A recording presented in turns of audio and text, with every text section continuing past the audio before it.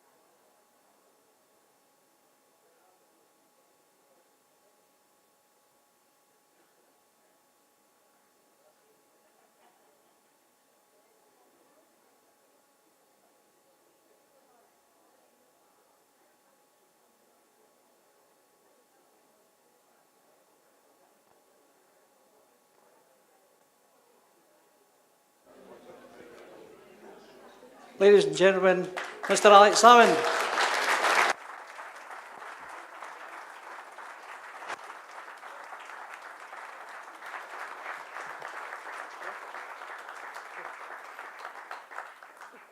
Well, good evening. Now we're at the George Hotel in Perth for the fourth Wee ALBA Book meeting in a week. We had one in St Andrews, one in Glasgow, one in Melrose, and now this is number 4. And meanwhile, Neil Hanvey and Kenny McCaskill have been very active in parliamentary interventions at Westminster. So both taking Scotland's case to the heart of power in Westminster and taking Scotland's case to the people of Scotland. ALBA is rising. Thank you.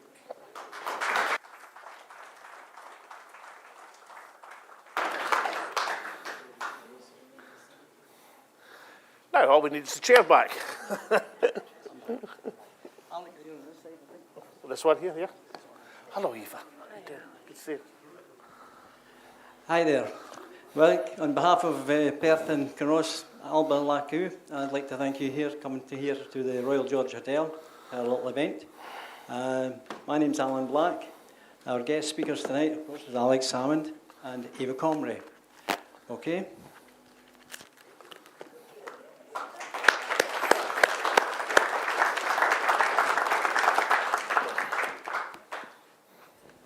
So, yeah, when I'm on my feet, I've got a little speech to make here.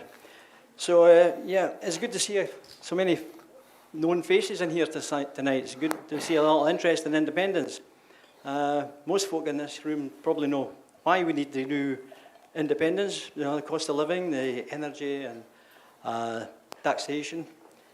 But a lot of you in here, I believe myself, you remember the 3-day week, the miners' strike, and interest rates at like 15%. And you think, well, we got past that, it's all done. But now it's back. And this time, it's your kids that's going to hurt it, and your grandchildren. And you just wonder, you know, is this going to come round and round and round again? So, yeah, we really need to move things along. And the Tories, well, they're living in another world, aren't they? They're not on the same planet. There's going to be a new Prime Minister, apparently, and he's going to get selected by, 100,000 people. You know, twice the population of Perth, that's it. They've decided who's going to be your Prime Minister, who's going to sort out everything for your rest of your life. I don't think so. So anyway, I think we need to mobilise as a nation and claim our right back for the country of the people.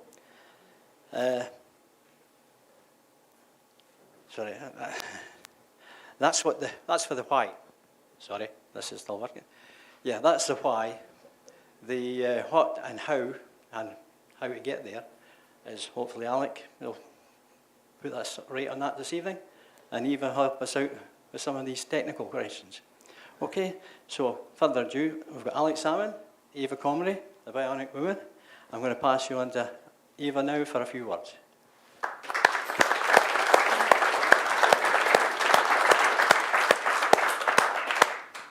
Bonsoir, mes amis.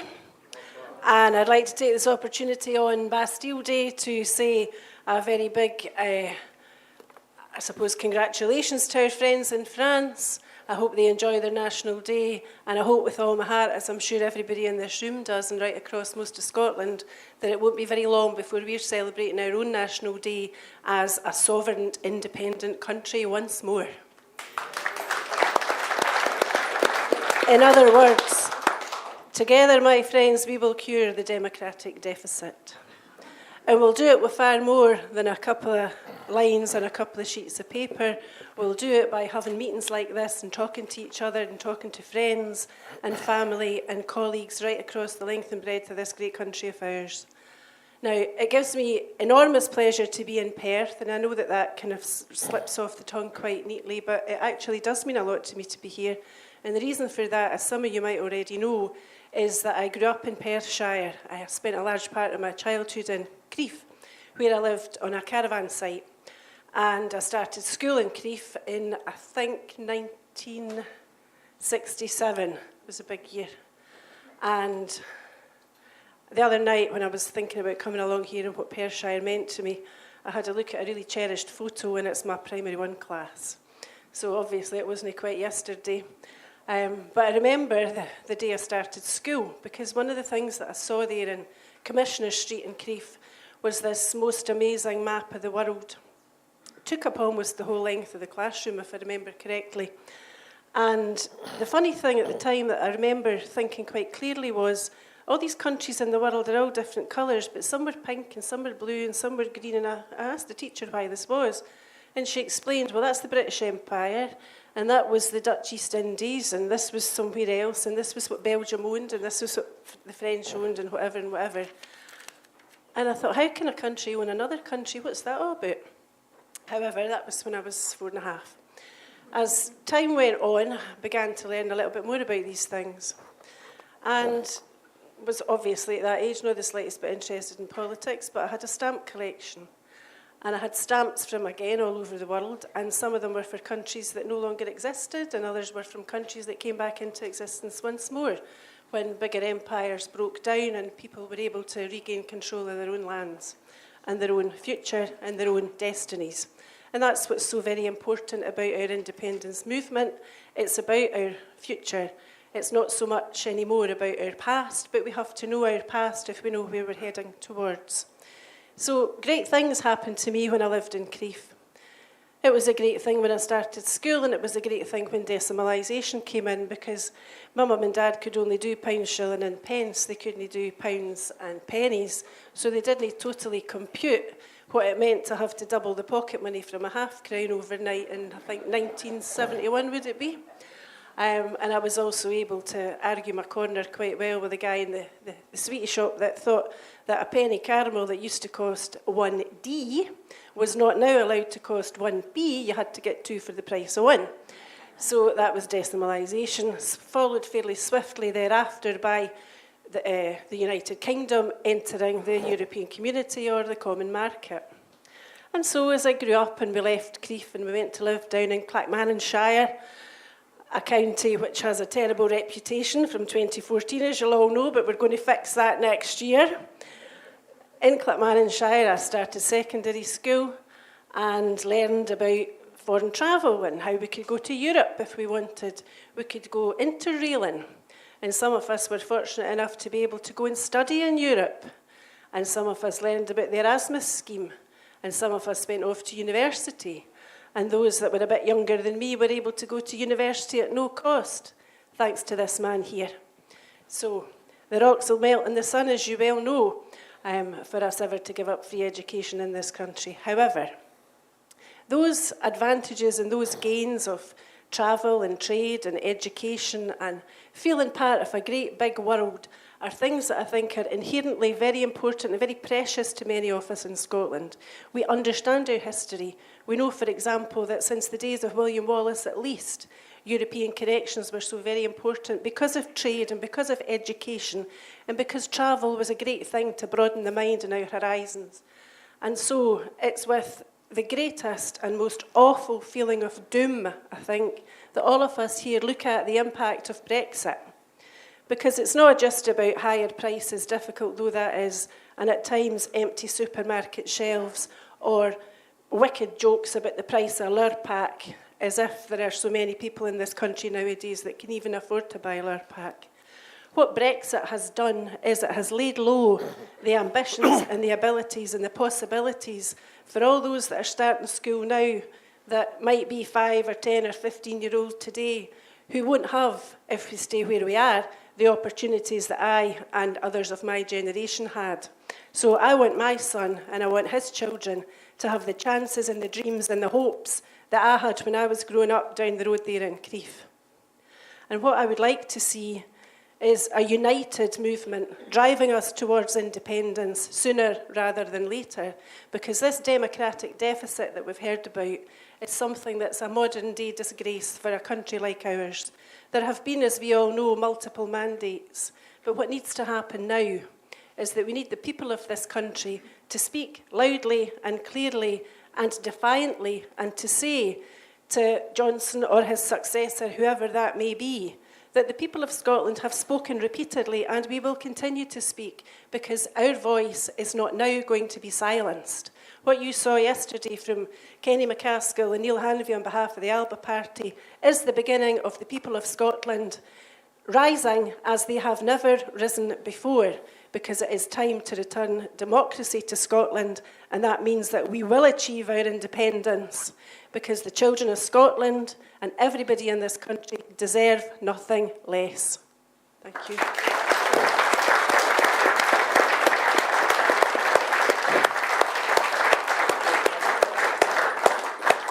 Thank you, Eva. And Alex, would you like to say a few words now? Yes. Thank you, Chair, and friends. And can I just say to the cameraman, I'll try not to move about too much, because I know that upsets you. So I'll do my absolute best. Listen, I'm delighted to be here in Perth, and delighted to be doing a Wee ALBA Book meeting. It's been a very auspicious week, I think, in Scottish politics. But why I like being in Perth is that it was actually a meeting during the referendum in Perth towards the end of August that I realised that we were in with a chance of winning. I mean, I always thought, we could win if everything went absolutely right back in 2014. But it wasn't really till the end of August, beginning of September, that you started to feel the momentum running for the Yes campaign. And what happened, I'd gone to a meeting in Dundee first. I was campaigning beside the statue of Desperate Dan. And I saw a crowd of folk, a long line of folk. And I thought, that's very interesting. Why there's this long line of folk queuing beside the statue of Desperate Dan? So I went up to the guy at the end of the queue, because I wondered, is it happy hour or could have been anything? I said, why are you queuing, in that inquisitive form I've got? And he says, we're queuing to vote. And I said, no, it's almost 3 weeks away before the referendum day. He says, I know that, but I'm queuing to get myself on the register. And all these other folk in this queue, we're all doing exactly the same thing. So I said to him, but why do you have to be in the register? I mean, are you just moved into the city? He says, no, I've been here all my life.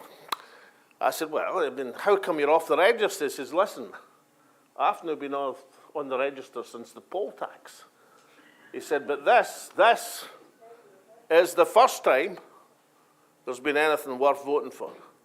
And all these folk in this queue have exactly the same opinion.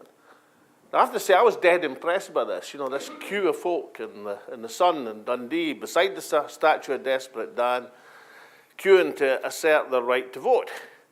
And I was doing a meeting, not in this hotel, in the Salutation, that night in Perth, and I was kind of enthused by it. So I said to the audience, I said, you know, I saw something really incredible today in the city of Dundee.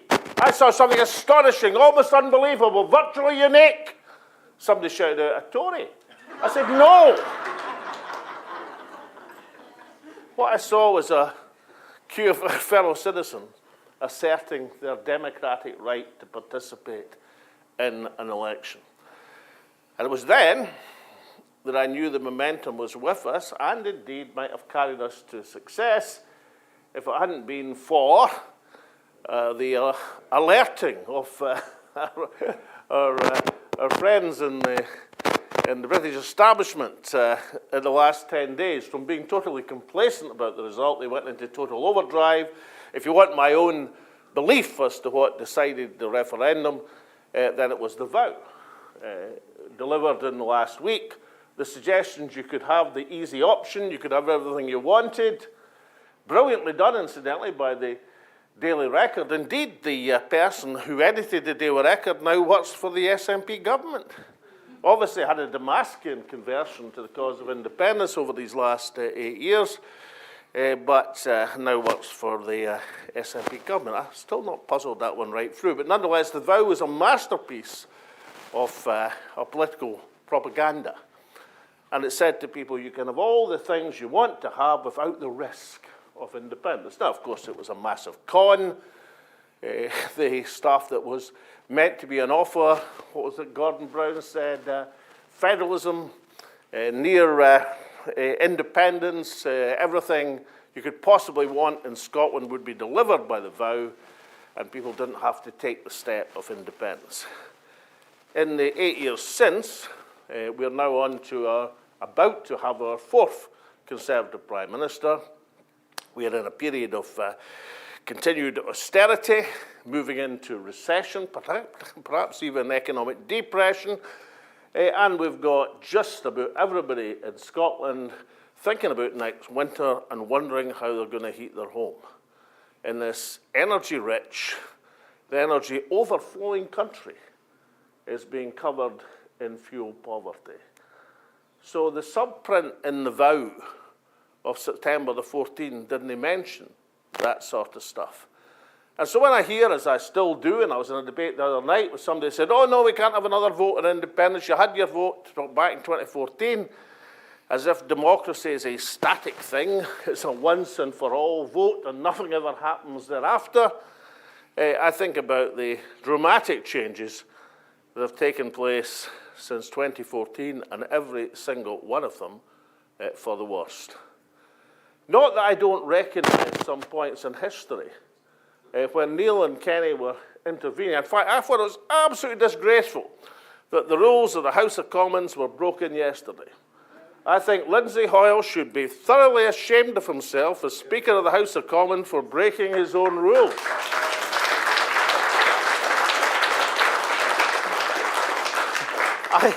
I had cause in my 25 years in Westminster to read the rule book. You know, it was when you have 3 or 4 members, it's an essential protection.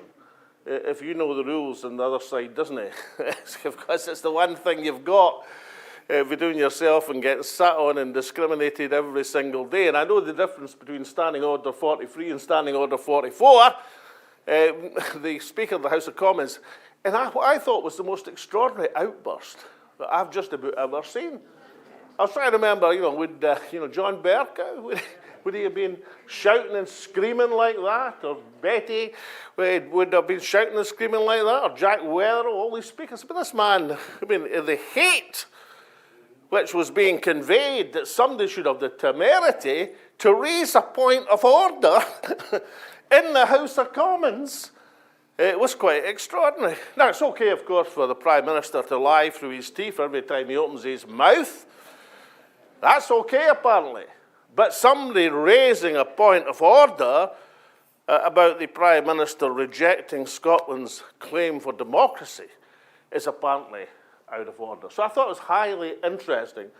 Many congratulations to Neil and Kenny for having the nerve to go through with the points they're making. I can tell you from personal experience, it's not an easy thing to do when you've got a baying mob of 600 odd people, and when I say odd people advisedly, incidentally, baying and shouting at you and screaming at you, including the chair.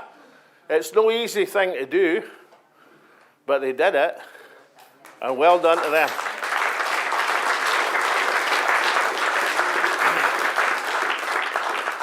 And then I thought to myself, what would happen if it didn't happen just one day, but it happened every day? And you might say, well, ALBA can't manage that. There's only two of them. There's only so many times they can get suspended. But there's 45 SNP MPs there. And you see, I came back to this thought that back in the day when I was intervening in the middle of Nigel Lawson's budget, when he had the tax cuts for the rich and the poll tax for Scotland, and I was getting suspended from the House of Commons, so I remember the 50 Labour MPs looking sullen, resentful, cheering with the Tories to get me out of the House of Commons. Brian Wilson, John Reid, I remember their faces. And blow me, I was looking yesterday, and it seemed to me that the SNP had morphed into the Labour Party of all these years ago. And they better watch out, incidentally. And I'm not saying there's not decent people on the SNP benches. Angus MacNeil, Joe Cherry are personal friends of mine, for example. But what happened to the Labour Party in Scotland was the epithet of the feeble 50. And it stuck. 50 Labour MPs from Scotland, led by Donald Dewar, one of the most able politicians that Scotland ever produced, but were powerless because they imprisoned themselves, powerless to stop any aspect of Thatcherism riding over the Scottish people. Because people and political parties build your own prison. And if you think that the job of a nationalist member of Parliament from Scotland, is to go down and sit obediently, whatever happens to Scottish democracy, whatever lies are told by the Prime Minister, whatever rejection is made of legitimate demands, then that's not my idea of why the Labour Party's feeble 50 were replaced by the SNP a generation later. You don't morph into the surroundings of Westminster. You know, in my time at the Westminster, Ming Campbell, Sir Menzies Campbell used to sit in front of me. And I used to, and don't get me wrong, Ming Campbell was a very able guy and a very able speaker, and the House listened to him with great respect whenever he pronounced on foreign affairs. Different when he became leader of the Liberal Party, and then they shouted him down. But nonetheless, when he pronounced on foreign affairs, everybody listened to him with respect. But when Ming lounged back in the leather bench, I had great problems working out where the leather bench stopped and Ming began. And it's getting a bit like that for some of the SNP contingent in Westminster. It's difficult to say where the bench stops and they start. Because the job of a nationalist member of Parliament at Westminster is not to settle down, but to settle up for Scotland. That's the job of nationalist MPs at Westminster.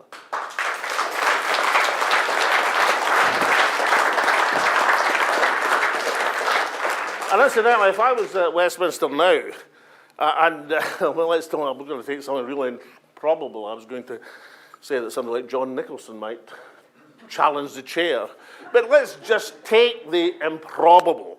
Let's just say that John mobilised himself and whatever else he does to say, I really want to challenge the chair to assert Scotland's democratic rights. Then I'd be with him regardless, because it would be my job to have solidarity with somebody who was expressing the same opinion as I was. I mean, I used to have solidarity with Dennis Skinner and Dennis Canavan. That was because we all recognised in each other that we were there to, as far as we possibly could, defend our constituents and upset whatever apple cart we could. That's what you would do. That would be your instinctive thing to do. Not to earn brownie points from the Westminster establishment who'll pat you in the head and then spit you out as they've spat out generations of once radical members of Parliament. So my belief is, if we want to advance the cause of Scottish independence, then we should fight a pincer movement. A pincer movement of parliamentary intervention at Westminster. Doesn't have to be intervening in Prime Minister's questions. The Westminster Rule Book has changed a bit since the days of Charles Stewart Parnell, but there's still plenty of opportunities in which to seize the agenda of the House of Commons and say, look, until you recognise Scotland's legitimate democratic demand to have a Section 30 and another referendum, then we're never going to be out your hair. Every single day is going to be dominated by this topic, whether you like it or not. And faced with that, we might call it speaking truth to power. You would find that was a substantial lever helping our cause. But it has to be matched and married by popular demonstration in Scotland. So Scotland isn't unique, but it's rare in all of the countries in the world who've sought their independence that it's been done through a peaceful, constitutional, political process. And always will be, because that's the nature of who we are. But that doesn't mean we've got to take politeness to the nth degree and accept any humiliation that Westminster chooses to deal out. Now, I've just got the impression in the meetings I'm doing around the country at the present moment that after some years of lackadaisical responses, there's some fire in the bellies of folk in Scotland is coming back. I've only seen it a few times in my life. I saw it in the last weeks of the referendum campaign. Before that, I saw it in the poll tax campaign way back in 1990. I saw it when the constitutional issue comes matched and merged with key political and economic issues in Scotland. And when you see that happening, you know that things are on the move. Now, the firing gun has been started. It's been fired. We have to work forward to the 18th of October, 19th of October next year. That's when there's going to be another referendum. That's what the First Minister has said. And as far as ALBA is concerned, we're working to that timetable and on that agenda. It does seem to me that if we're going to achieve that timetable, then we're going to have to examine how we're going to make the other side agree to it. If it's merely a question of writing a letter to Boris Johnson, then writing a letter to his successor, and when the reply comes back, we go, oh my goodness, they haven't agreed, then I don't think we're going to get very far. Nor do I think, and I have to be perfectly honest here, that going to the Middlesex Guildhall, where the appointed bench of the United Kingdom Supreme Court sits, and saying, will you make our referendum legal? I did describe it as a Hail Mary pass. I don't think it's a Hail Mary pass at all. I mean, a Hail Mary pass has some chance of success. But does anybody really believe that the United Kingdom, and I stress the United Kingdom, Supreme Court is going to rule in favour of the sovereignty of the people as opposed to the sovereignty of the Westminster Parliament? There is nothing, absolutely nothing, which would tell you that was likely to be the case. And if all that fails, then we're going to have a plebiscite election. And all I would say is, if we're going to have a plebiscite election, then you've got to make sure it is different from every other election in Scotland. Because if it's the same party political election and doesn't have any aspect of difference, you'll get the same party political result and it won't be recognised as anything other than a party political election. So let's take them in turn.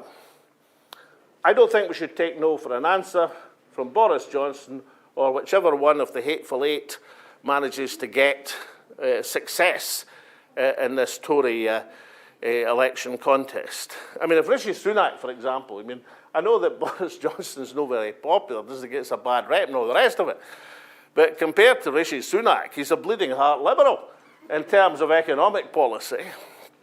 I mean, this guy would send you to an early grave and then re-examine your legacy to see if there's anything else he could tax.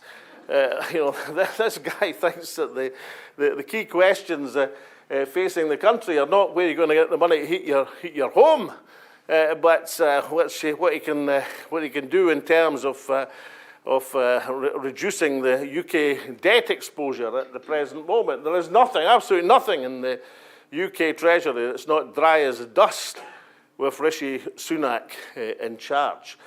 So I'm not particularly worried, as some people are, that after Boris Johnson and the Tory party are going to have a fundamental change of character. The Tory character is stamped, and whoever succeeds is going to have that same ethos, an ethos rejected in Scotland time after time. But if we want to change their minds, then we have to campaign for it in Parliament and outside Parliament. You've seen what the ALBA MPs are prepared to do. We should follow and sustain their lead.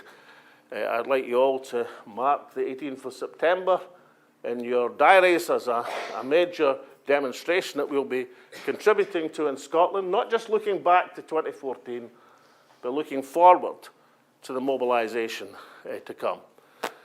Secondly, if we go, and I say I don't give much hope for the UK Supreme Court. I think if you're going down a legal route, it would be helpful to have your senior law officer having confidence in your own case. Incidentally, I'm Dorothy Bain, as far as I know, is an excellent lawyer and all the rest of it, but if I was appointing somebody as I did Lord Advocate, it would be actually the first question I asked them. Before I appointed them, how do you stand in Scottish sovereignty and if it comes to putting legislation through the Scottish Parliament? Because you've got an infinitely better chance in the courts if you put through the legislation democratically in the Scots Parliament and they then come for you, is a much better chance of winning than going to the UK Supreme Court. But if it came to a plebiscite election, then the only way that could be more influential than previous elections and successful and have any hope of getting the self-imposed target of a majority, not of seats, but of votes, it would be to fight it as a Scotland United election. It has to be different. So you'd have candidates standing as SNP Scotland United, which would be the vast majority of seats, or Green Party Scotland United, or ALBA Scotland United, because it would have to be a common front if the election was to be regarded as anything more than just the normal party political argument about Westminster election. And you would have to fight it with new tactics. You'd have to tell people what you're going to do when Westminster says no. And that has to be a bit more than getting 2 questions every Wednesday and saying to whoever's the Tory Prime Minister, I don't agree with you. With the greatest respect. I don't actually think Ian Blackford would rival Lloyd George or in terms of rhetoric. But it wouldn't matter if he did. Ian could be the most eloquent person on God's earth, and it wouldn't make any difference. There has to be more of a political threat and urgency in action than dutifully asking your 2 questions every Wednesday. You'd have to consider how you present the legitimacy of a parliamentary mandate and not necessarily at Westminster or elsewhere. Tasmin Ahmed Sheikh, the party chair, wrote a brilliant article last week in the National looking at the 1918 election. And she looked at 2 aspects in particular, what might be lessons for Scotland a century later. One, of course, is the Irish example of abstentionism, where the Irish Parliamentary Party, which had ruled the roost in Ireland for 60 years since the great Parnell founded it, and then in one single election was swept aside by Sinn Féin because people said that route is done. Abstentionism is the way forward, set up our own show in the Dáil Éireann. Now, you don't have to run an abstentionist campaign, but you have to say, look, this election, if it's a plebiscite election, is for the legitimacy of Scotland. We'd have the great advantage of having a Scottish Parliament in place as well as the mandate of Westminster MPs. But one thing's for sure, you're not going to mobilise the people by saying after we win a plebiscite election, we're going to get the bus, train, plane down to Westminster and dutifully turn up at our desks and do that just as we've done before. That doesn't cut it in terms of a campaign. Last thing is this.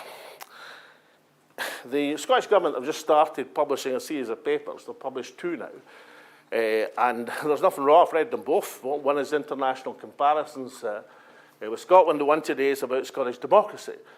One is a number of league tables which tell the story of how Scotland has fallen behind other comparable countries.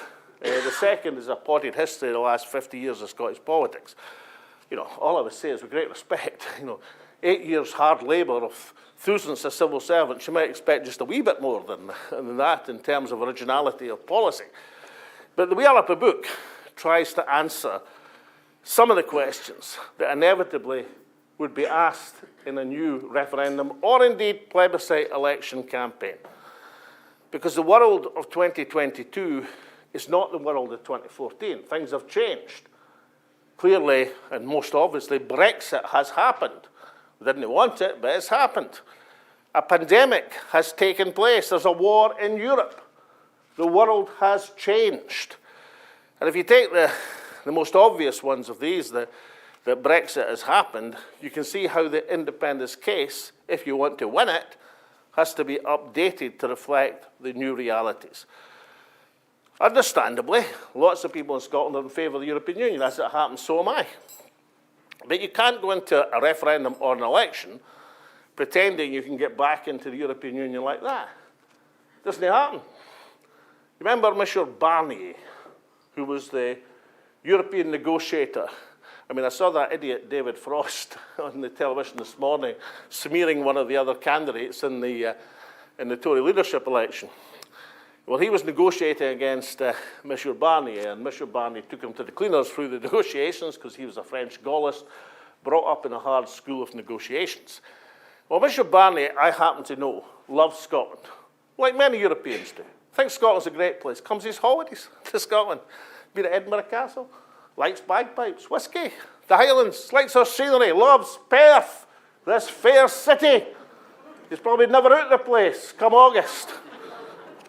You'll come into this hotel and you'll say, I recognise that fellow. It's probably Monsieur Barnier.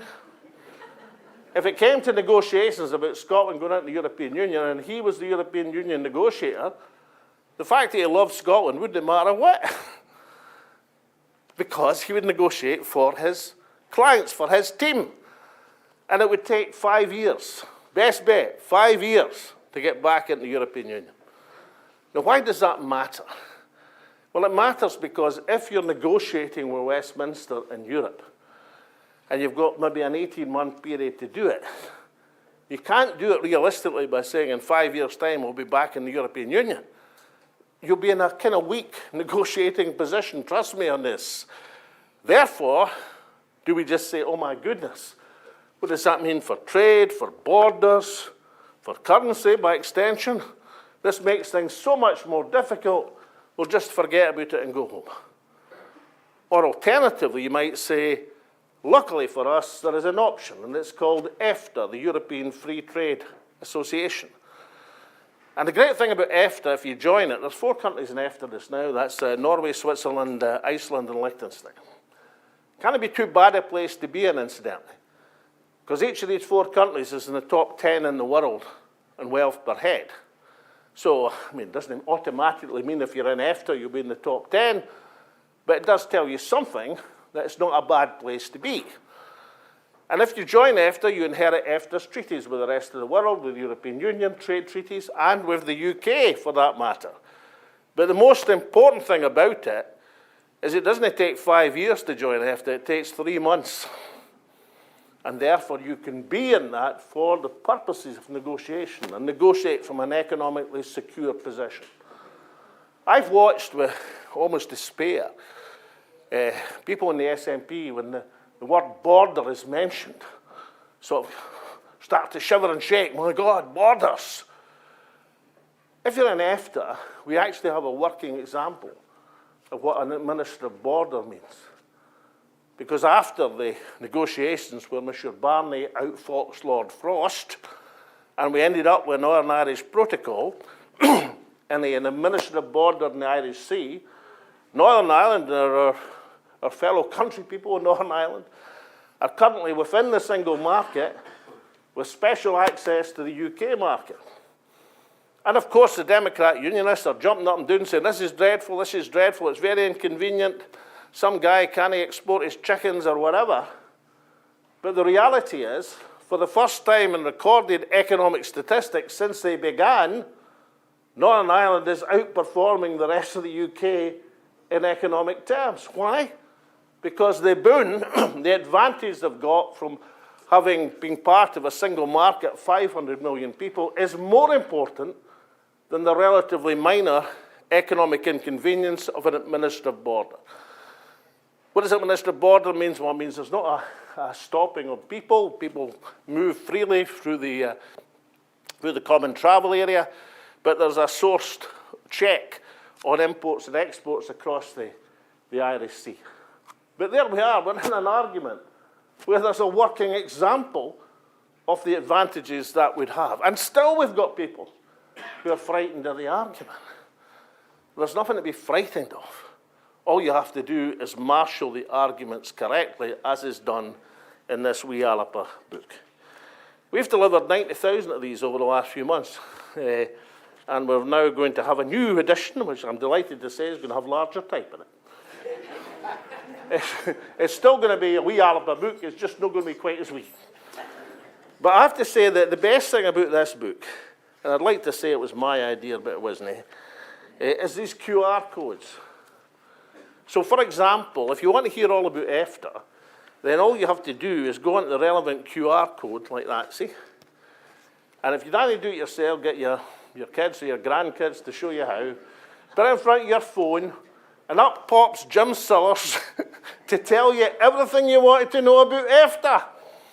And the same thing happens with, Professor Richard Murphy on Scotland's finances, or Isabel Lindsay on security and defence and nuclear weapons. Just put your phone beside the QR code and they pop up and tell you everything you want to know. So it's a grand publication, and we're going to order another edition for this autumn once we've finished publishing this first edition. But what it does, and it's the only publication that's done it thus far, is to update the key issues in the independence case for the world at 22 and beyond. Now, finally, ladies and gentlemen, just this. I've spent now, I'm going to count this, 50 years arguing for this case for Scottish independence. And I have to say, over the piece, we're a lot closer than we were 50 years ago. 50 years ago, people, thought the idea of a Scottish Parliament was far-fetched. The idea of an SNP government in a Scottish Parliament was ridiculous. The idea of an independence referendum was farcical. It wasn't treated seriously. But we've done all that bit. It's now part of the mainstream thinking. It's now the key political issue of the day. But if we're to make that final step on the summit and achieve our ambitions, then we have to learn the lessons of 2014. We have to adapt the case for 2022 and beyond.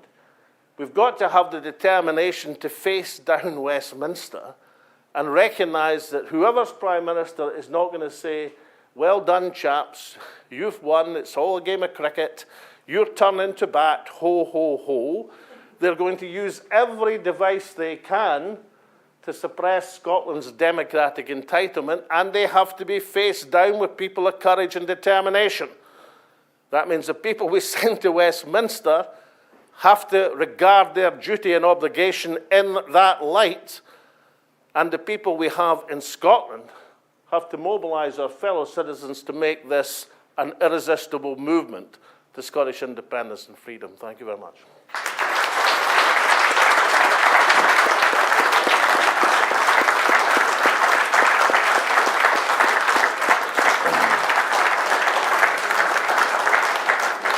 thanks, Alec. That was really a passionate speech. So give you a wee rest now, and we're going to start taking some questions. Ladies and gentlemen, there are some question cards that can circulate the hall. If you want to promote a question, if you just get that to Denise, she'll hang it to me. It's just to try and use up the best of the times, and we've got sound issues in the hall. Okay, so we have one question here in front of me here. It's how possible is it to return control of energy supply in Scotland and deliver it back into public ownership? So I'm seeing if I like a rest, we'll ask Eva to have a few words on this one. Thank you. That's an Alec one. Oh. I'll pay you back for that. Actually, there's a bit in that paper published today about energy policy. I've never read such lily-livered nonsense in all my life. Look, we all know, and most of our fellow country people know, that Scotland were taken to the cleaners in oil and gas. We only have to glance across at Norway to see the difference that could have made to Scotland. We could have been sitting on an oil pension fund with a couple of hundred, or 1 trillion now almost, in terms of dollars. We could have all had all that. We could have had a situation where the revenues from these investments dwarf the revenues from oil and gas. But for some reason best known to ourselves, we decided to allow Westminster government and international capital to take all our resources. Now, that's largely gone, not totally. Oil and gas will last a while. I know the SNP Green government are no keen on it, but it has a future, particularly if you attach every development consent to carbon capture and make sure it's done, because the saline aquifers in the North Sea are probably the best place to trial that on a large scale. So it's got a future, and we can see how important it is still to the world economy at the present moment. But the biggest single energy opportunity in Scotland doesn't lie in hydrocarbons, it lies in offshore wind right now. And Scotland has 25%, 1 quarter of Europe's, not the UK's, Europe's potential offshore wind resource. And offshore wind right now costs £50 or so per megawatt hour to produce under current technology, and that price is falling because the technology is improving, as opposed to nuclear power, where the Westminster government is wanting to invest, which costs £100 per megawatt hour and rising. And offshore wind is extraordinarily lucrative, which is why so many companies were scrambling for the ScotWind auction in the early part of this year. So what did the Scottish Government do? Well, they decided with their agents in Crown Estate Scotland to hold the world's first reverse auction. See, this coming autumn and winter, when all of us are scrambling as to how to pay the Lecky bill, and we're wondering which of our family heirlooms to sell in order to finance it, if we have a rout, as we call it in the northeast of Scotland, or an auction to try and raise the money, we'd probably adopt a position of taking the highest bidder for each of our valuables. Not Crown Estate Scotland. They have an auction where they say, we're not accepting bids of more than 100 million for that acreage. No, I know you want to give us 200, but we're not taking that, we're only taking 100 million. That is what they did. I know it sounds incredulous. You know, I've had a long history of disliking the Crown Estate Commission. I was a fishing MP for 25 years, and they tried to ruin every small harbour I knew, you know, by charging them back harbour foreshore dues. And once they tried to do that with Gardenston, we should have put it out of business. Luckily, I managed, with help of one of my old lecturers from St Andrews, an instrument, a royal decree from Charles II. Now, Charles II ran about Scotland in the late 1640s, pretending he was going to be a Covenanting king. And the Covenanters were daft enough to believe him because he was a wily, foxy sort of guy, and they managed to convince him and raised an army, went around Scotland. When he got to Gardenston up in the Murray Firth, he must have had a tremendous time because he signed a royal proclamation the next day exempting them from crown dues in perpetuity. And I managed to find that. And I waved it in front of the Crown Estates Commission and they ran a mile. Now, the devolution of Crown Estate Scotland was the one, well, there was 2 gains from the Smith Commission after the referendum. One was to get all the unionist parties to sign up to say nothing in this commission can stop Scotland wanting to be an independent country if that's what the people wish. That was all signed. And the second thing was the devolution of Crown Estate Scotland. Now, I didn't know that when they got that devolved, they were going to leave the same aristocratic numpties in charge who'd been in charge before, but that's who's there.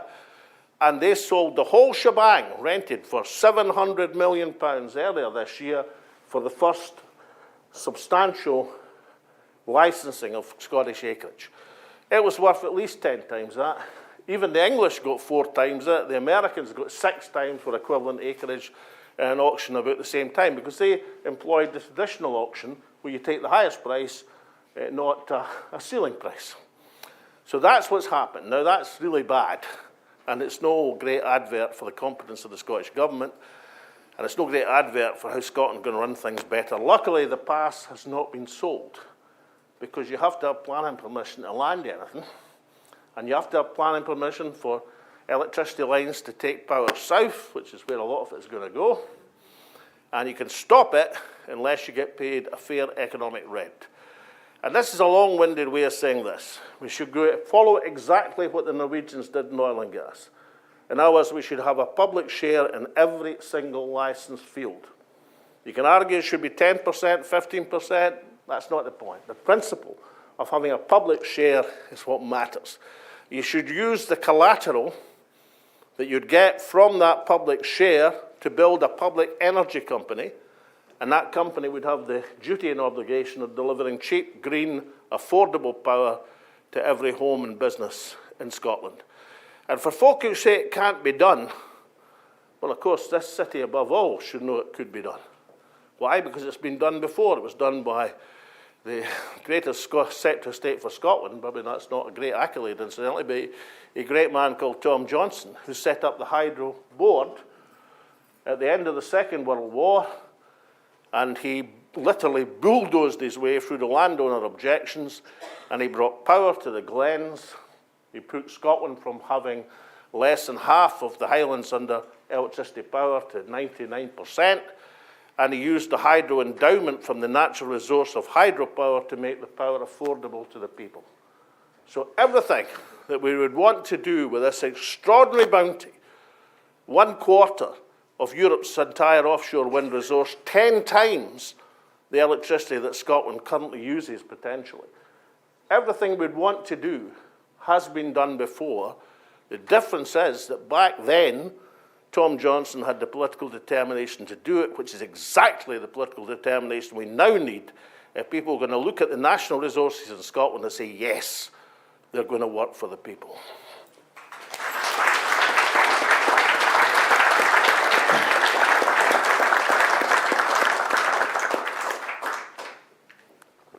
Many thanks. Okay, now, we have a question here from Bob Reid, which says, which of the hateful 8 will win, and which are the least, would be best the cause of independence. All right. I'll hand this one over to Eva. And also there's another bit here. Can women, so some women are reluctant to vote for Indy because of concerns about the GRA. Is this a concern for ALBA?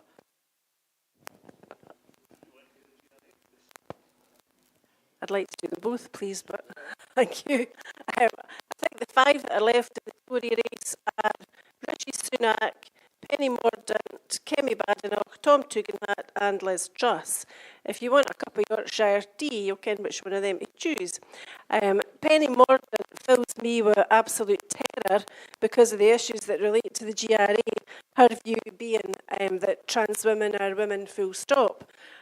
So I think that it's very, very sensible to be sensitive and diplomatic about issues of that nature.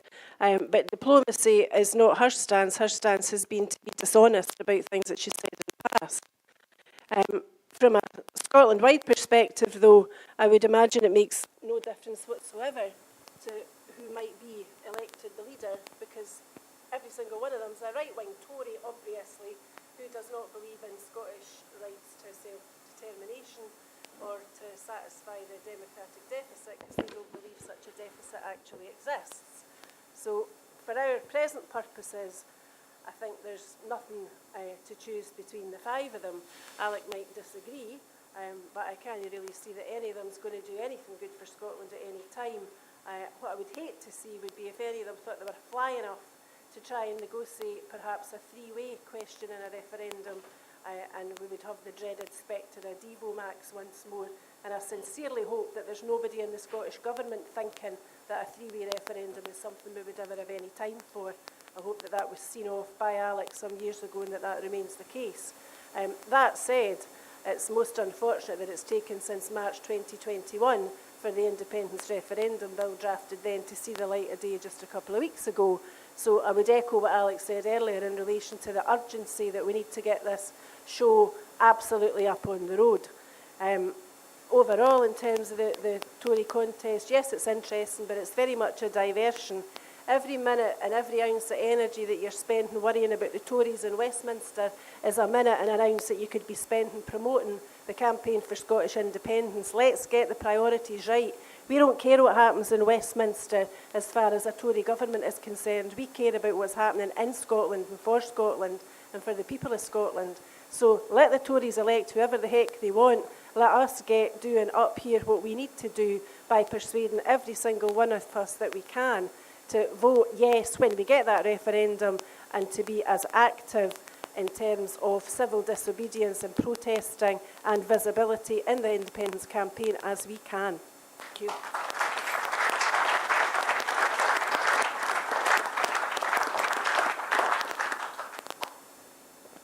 Okay, the next one is from Chris Bonner.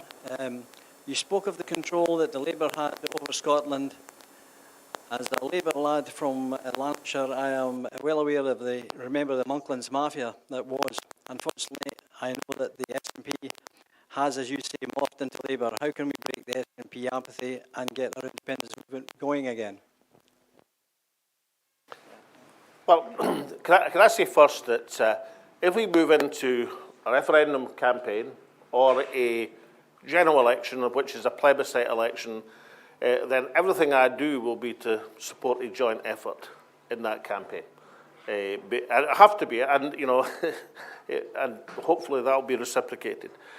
In terms of the analogy I made between the Labour Party in the 1980s and 90s, see, back in the day, myself and Jim Sillars and Alec Neil, we embarked on a plan. And that plan was, we knew the Labour Party were apparently all-powerful. Most people thought that that was the accepted order of politics and would never change.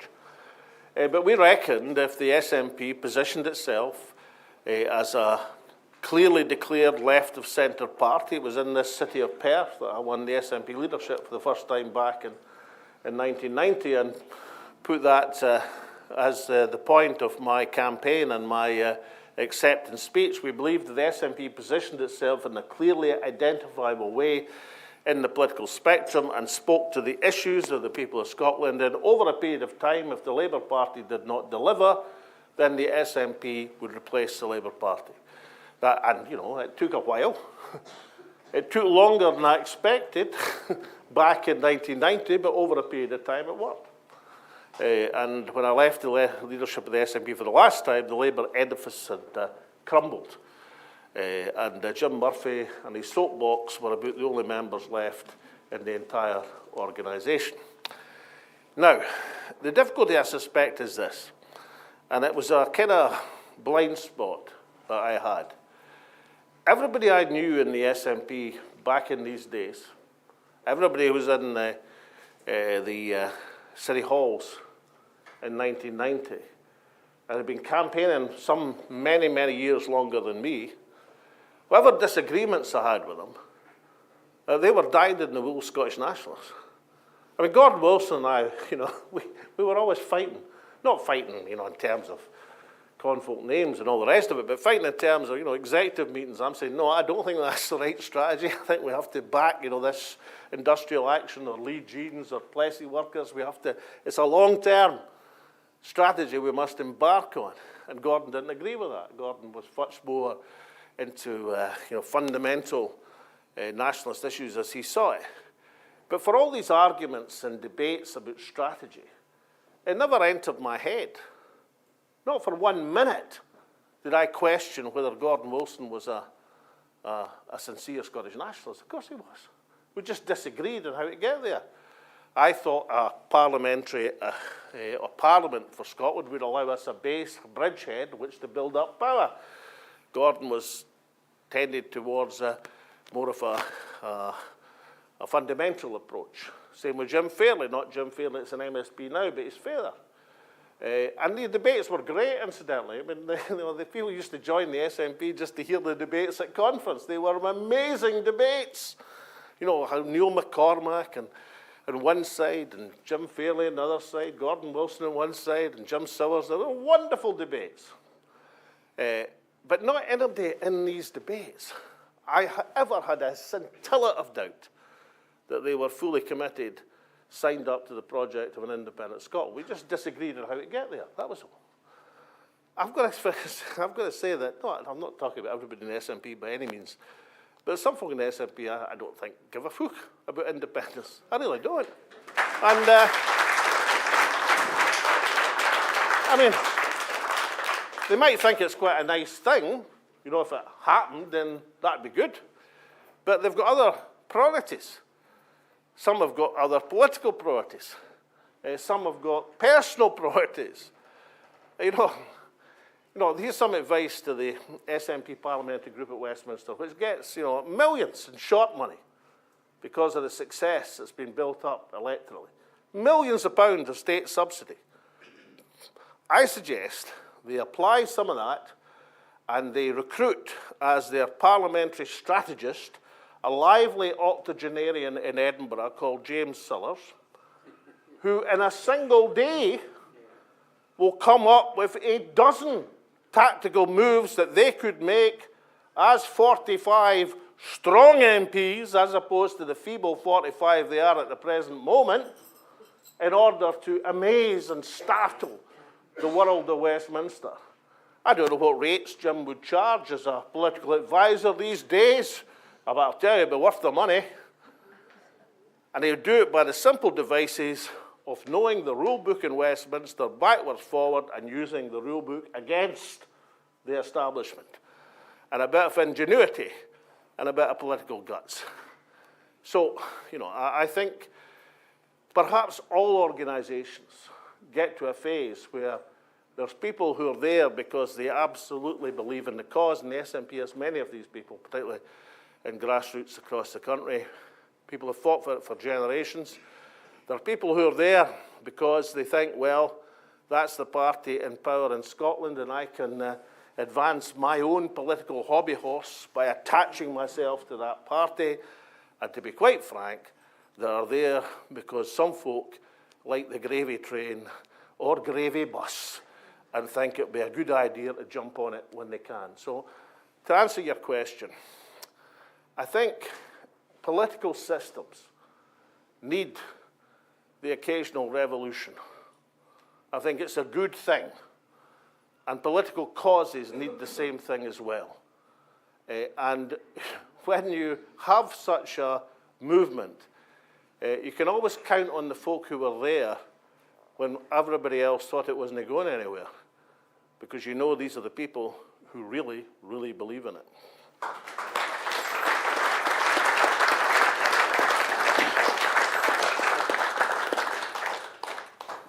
Okay, thank you, Alex.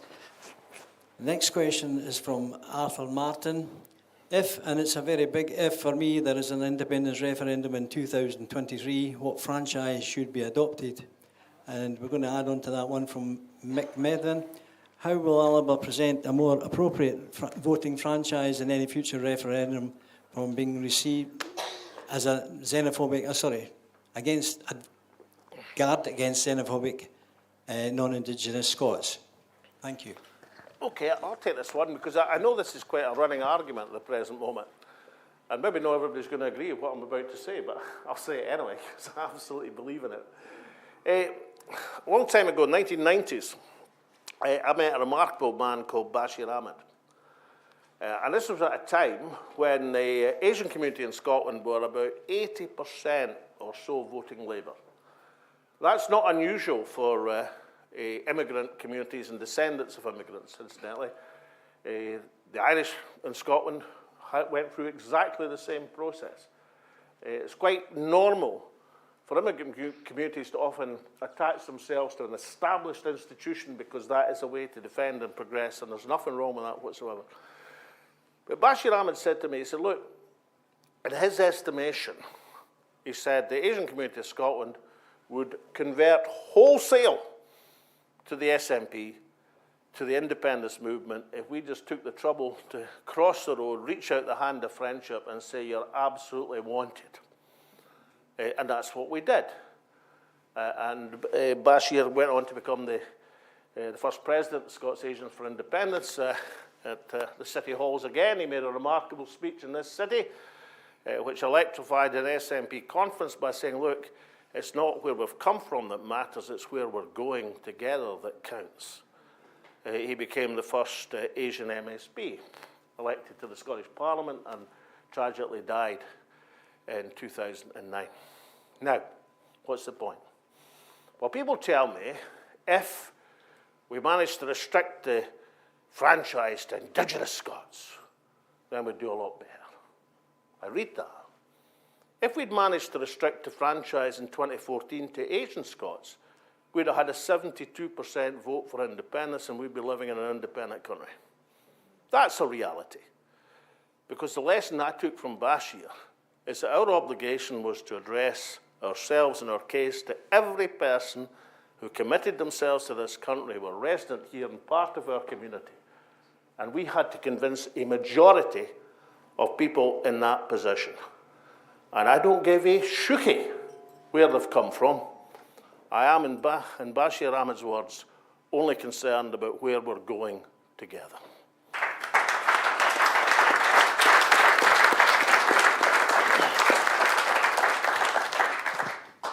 Okay, thank you. The next question is from Alan Petrie. Can we obtain every UK MP email address so that the people can email them daily to ask for if they support independence yet? Hundreds of emails in their inbox every day should annoy the life out of them, and they would be glad to get rid of us. Eva, you want to take this one? I don't think that I would be emailing every UK MP, but I'd certainly be emailing every Scottish MP, particularly on the need for unity in the campaign for Scottish independence. Every single person in this movement wants independence as a national priority, and with the urgency that we've both spoken about already. With that in mind, what I'd like to do is read to you a couple of lines from a motion that we passed at National Council at Alba a few weeks ago, and it is this. We committed the Alba Party to working alongside all pro-independence parties and the wider independence movement as part of the campaign for independence. And we commit that Alba will support all Yes Movement events and rallies that aim to advance the cause of independence, including, but not restricted to, all under one banner, and the annual Hope Over Fear rally in Glasgow's George Square on the 18th of September, exactly 8 years to the day since the 2014 referendum. The reason why I'm drawing your attention to that aspect of our party policy particularly is to stress the overwhelming need, and I believe the desire amongst the people of Scotland and amongst the grassroots to see unity in the campaign. We don't want to be a divided movement. Divisions will not lead to success. So yes, Alan, I think we should email our Scottish MPs, but I think that we should be diplomatic in our approaches to all Scottish MPs, and we should spell out as individuals, collectively as political parties, and certainly as grassroots movements, that the country as a whole, the movement as a whole, requires to see unity, support, and a collective drive towards independence, covering not just party political actions, not just actions in Westminster, but, as Alec referred to earlier, diplomatic moves, public moves, protests, civil disobedience, whatever it takes, we should do together without backbiting and falling out with each other. There's been enough of that in the past. We're not needing it if we're going to get to our collective, desired, precious goal as soon as we can.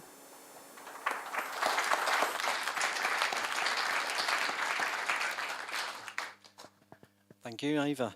Next question is from Ian Hart. We have come a long way in the last 50 years, but the last step to gaining independence will be the most difficult. how do we force the Westminster government to accept and allow independence to happen? Well, we luckily had a working example of how to do it back in 2012. When I persuaded David Cameron and George Osborne, who were the Tory duo in charge of the Tory party at the time. Incidentally, I never agreed with anything.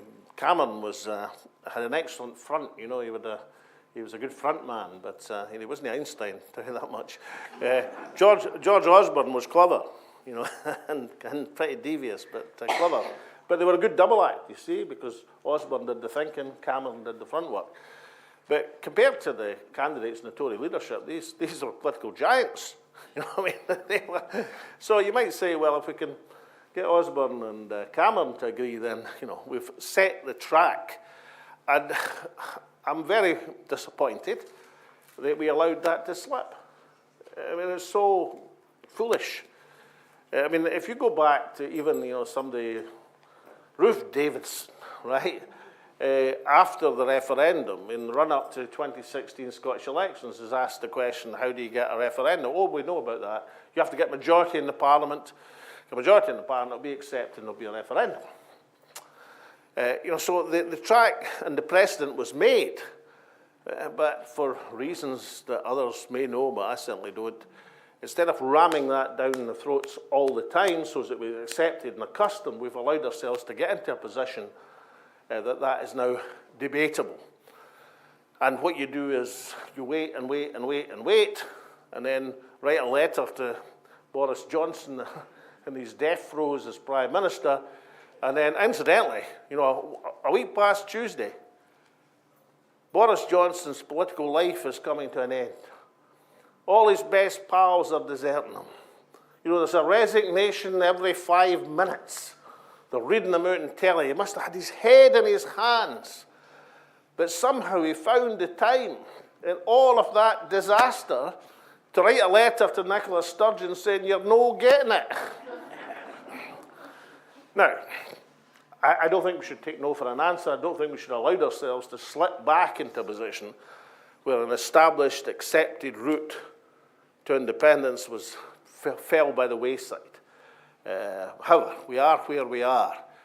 We shouldn't take no for an answer, and we've got to harass and harry his successor until that answer becomes yes, and I've already elaborated how I think that could and should be done by a combination of popular agitation in Scotland and parliamentary intervention at Westminster, backed up by a mandate from the Scottish people at an appropriate moment. Now, I see no reason at all why such a campaign couldn't be successful.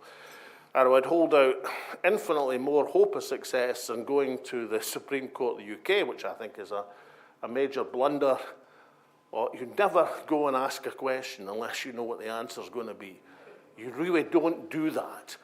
Because one of the weapons I had in negotiating with David Cameron is I persuaded him to believe, for a number of expedients I won't go into, that if he said no and wouldn't let Scotland organise the referendum, then I was going to go ahead with my own one through the Scottish Parliament. It was a weapon.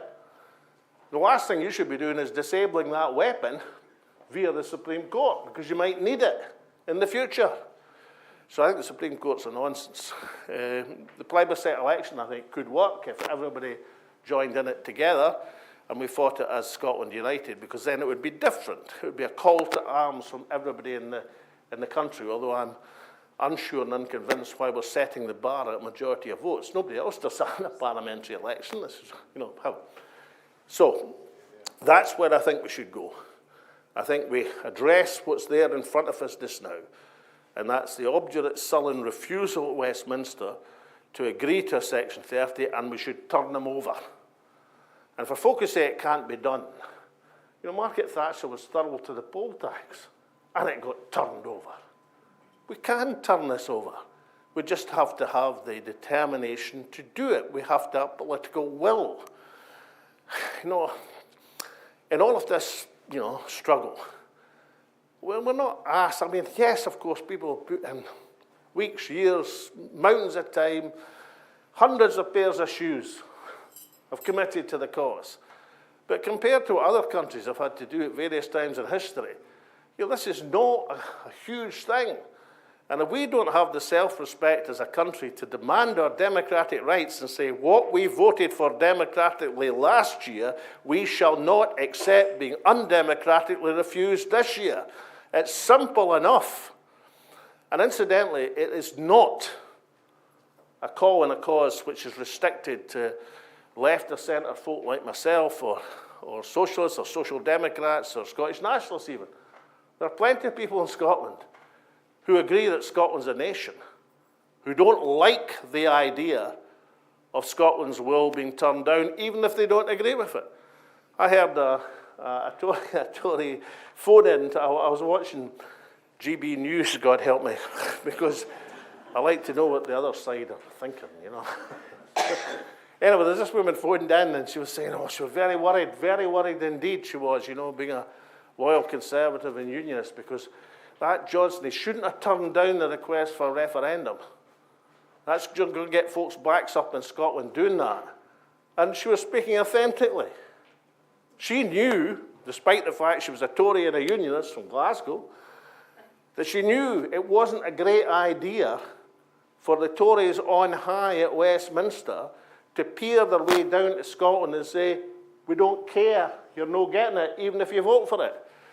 So it's not a difficult campaign to mobilise around. But you have to have the will to mobilise, and if the army wants to be led, somebody has to lead it.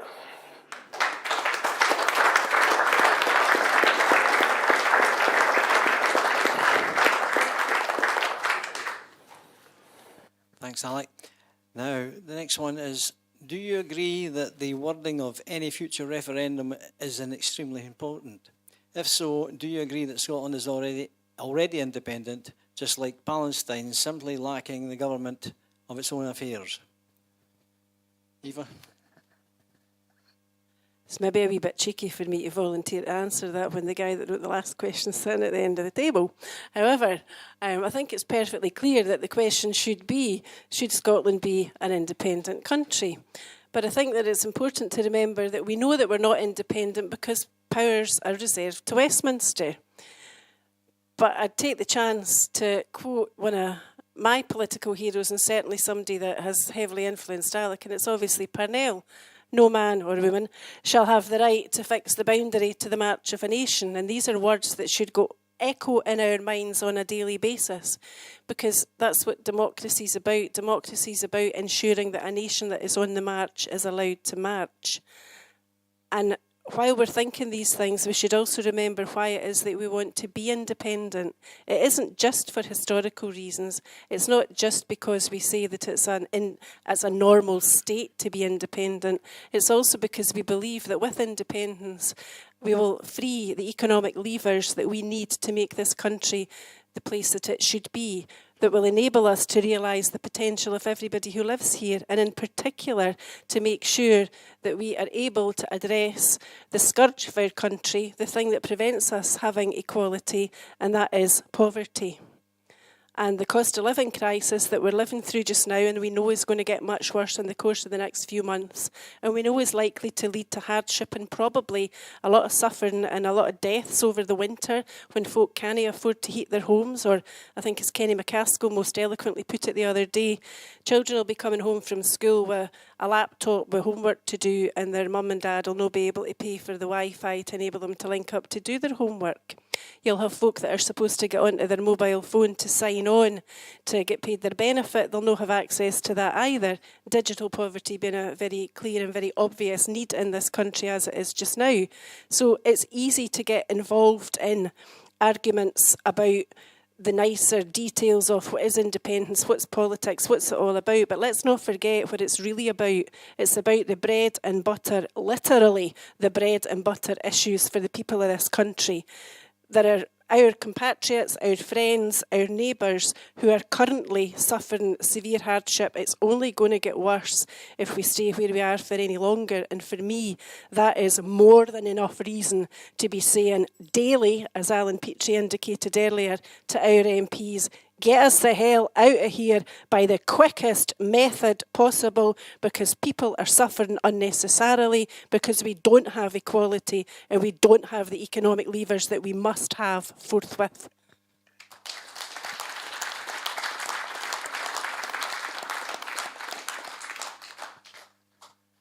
Thanks, Ivor. Next question is from Jim. It says here, what steps can we take to properly secure the ballot papers this time? Police hate photos despite the law allowing it in the Riot Act. And then it goes on, should we get NATO in to stop them invading us? Right, well, let's put it this way. The most important thing, if it's a referendum, is to make sure it's controlled by the Scottish Parliament. My advice to the Scottish Parliament would be to put in rigorous controls, particularly over postal voting. And I would want all ballots to be transparent. I think there definitely should be an exit poll on the day. And I think we were blindsided by a number of aspects in 2014. But, you know, fool me once, shame on me. You fool me twice, shame on me. You know, so, you know, that we know what needs to be done to make sure. But the most important thing is to have the ballot run by the Scottish Parliament and make sure that it's done in a proper, fit way, which is openly disclosed and declared. A lot of folk, you know, the whole point and purpose of having a Parliament was to take responsibility, you know. And it's quite interesting, we've got a psyche, you know, we're still thinking somebody else is doing this to Scotland. And of course, in many aspects, that's what's happening still. Whole ranges of policies, some of the biggest policies, that is what happens. But if we're running something, then it's up to us to make sure it's run properly. And, you know, most elections in Scotland were, and perhaps there are things I would do differently if you had your time again. But we're going to have our time again, so let's make sure we do it. It's our responsibility to do it. We won't have to, you know, be agitating, taking pictures over the shoulder of a policeman or whatever, because it'll be run by the Scottish Parliament and administered by the Scottish Parliament. All we have to do is make sure that the mechanisms are in place to make it totally enforceable and totally transparent. Secondly, most important thing in terms of the electorate is not saying, oh, that lot should vote and that lot shouldn't vote. Most important thing is the people who are self-excluded. You know, the folk who were in that queue at Desperate Dan. You know, the people who weren't on the register before the referendum. A swathe of them went onto the register, but there's still many folk in many communities are in that position. The most important thing about postal votes is for ALBA to be signing people up onto the register and signing them up for postal votes at the same time. And to have that as our key campaign. Because, you know, a week or so after the referendum, the great thing about being First Minister, you could play any golf course in Scotland you wanted, with the exception of Muirfield. Muirfield didn't like me because I wouldn't go to the Open because they wouldn't have women members, if you remember. They're not very forgiving, these people, but I wasn't going anyway. So, but with the exception of Muirfield, any golf course in the country required a phone call. Now, about a week after the referendum, the president of the New York St Andrews Society was proposing to give the Glasgow Children's Hospital a substantial donation from the society, right? And I was wanting to make sure it happened. And he was a keen golfer, you see. So I phones up there and we get him onto the new course.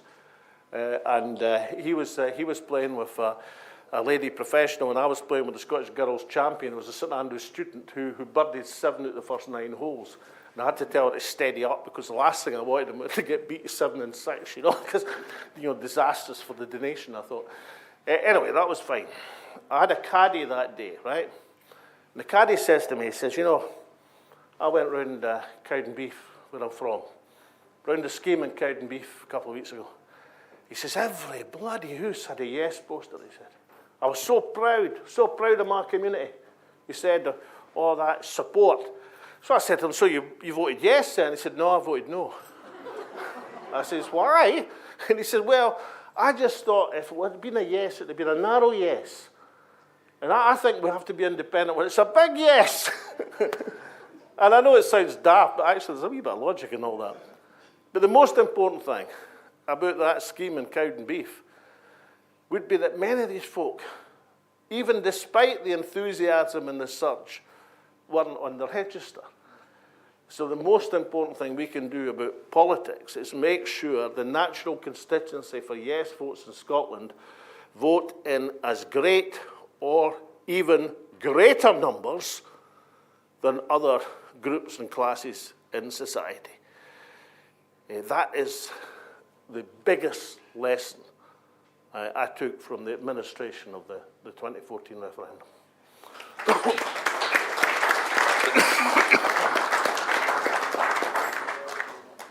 Thanks again, Alec. Next question is from Graham. It says, do you think the Scottish Sovereignty Research Group and Salvo can make a big contribution to our chances of independence? I'll give this one over to Eva. Thank you. I think it's really important to remember that the independence campaign is not the preserve of politicians.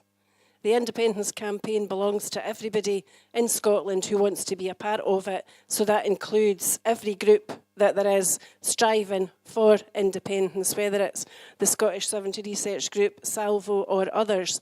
If you cast your mind back to 2013-14, you saw Women for Independence, Farmers for Yes, Butterflies for Yes. There were multiple groups all over the country. And that was what made that movement so special and so memorable. And we're not going to recreate that this time round. We'll do something bigger and something better. But the important bit to bear in mind is it's for everyone. I'm not a politician. It sounds a bit daft, as I've stood a couple of times recently, as you likely know. But I'm primarily a lawyer. But as I said earlier, I've got an interest in Scotland becoming the place that I believe that it should be. And that's why I'm sitting here, because I think that I've got something to contribute. Every person in this room has something to contribute. It doesn't matter whether you're speaking to your next door neighbour or your mum or your pal or one of your children or the guy across the road that you only used to see when you were first footing each other and you haven't spoken to since before lockdown. We all have to speak to people. We all have to do our bit, because the prize that's there waiting for us is greater than us as individuals. It's to make this society and this country take its rightful place on the world stage and also make a contribution to making the world a better place. We're naturally a pretty peace-loving community here in Scotland, and how nice it would be for us to be an independent country, able to say, we are at peace, we believe in equal human rights for all, and we want to be seen to be that peace-loving beacon, as opposed to one of the unfortunate warmongers with an imperial history, which at times is most shameful.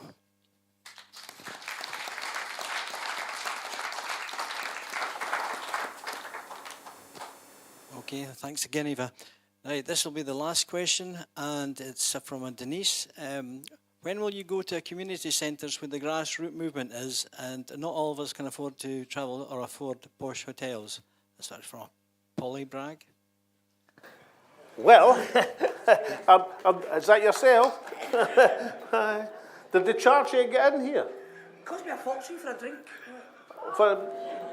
Did you absolutely need your drink, or could you know I brought a wee bottle of water?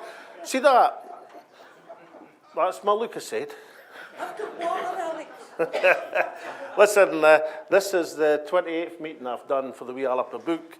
They've been everywhere from the George Hotel in Perth to the Lauriston Bowling Club, right? Now, the Lauriston Bowling Club is quite interesting because nobody can find it.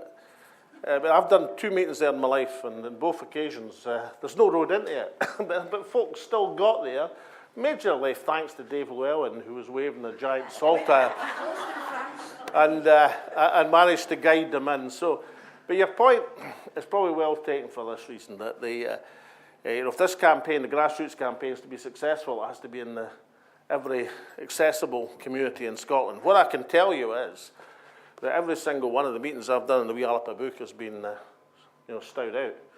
I'm usually very hot as well, but stowed out, and that must be a good sign. And I think the pace will quicken, because, we have the 19th of October next year circled in my diary, and that quickens the pace of the independence campaign and independence movement. I've got the 18th September this year circled in my diary as well. Now, just to finish up, I want to do something here. This is a book, and with due respect to the civil servants who've been penning the Scottish Government papers to date, there's more wit and wisdom about Scottish nationalism in this book, hot off the press, from the historian Owen Dudley Edwards, than I've read in a long time. I'm a wee bit prejudiced. I did the foreword, okay, so I'm just letting it out there. But I'm going to auction this book, which was published last week, and it's going to go to the funds of the Perth Lacu. That's so as you can afford no posh hotels, but nonetheless, you can afford another meeting. I'll sign it, and I'm telling you, it's a stoter of a book. So under the circumstances, and bearing in mind it's for the Perth Lacu Posh Hotel Fighting Fund, what am I bid for this copy of Owen Dudley Edwards' Our Nations and Nationalism, where you're going to fight? I mean, I thought I knew just about everything about Scottish nationalism in the last 50 years. After reading this book, you know, I wasn't even scratching the surface. This is brilliant. So, what am I bid for this book? £100. £100. You see this? 100 quid? Sold.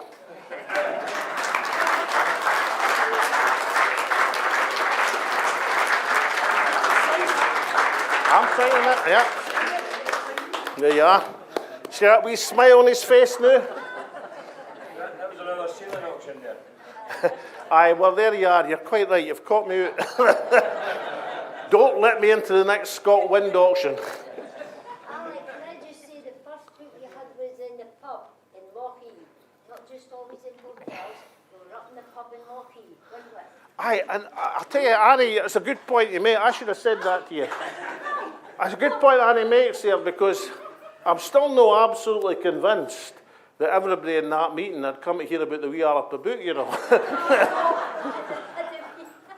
I think there was maybe a wee overflow, Annie, you know, because the bar was kind of crowded. I think we had one or two interlopers in there. Well, do you know what it was, Alex? It was somebody's birthday, so that That was it. It was somebody's birthday. So not only are we doing community halls, we're doing birthday parties.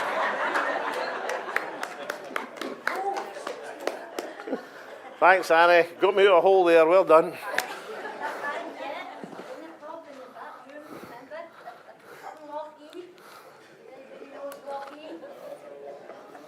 Okay.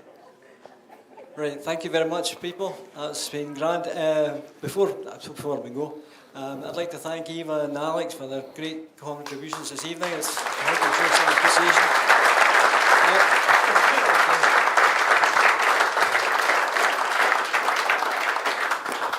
And before we go, we have a wee raffle to pull here. Okay, we'll take it off the mic.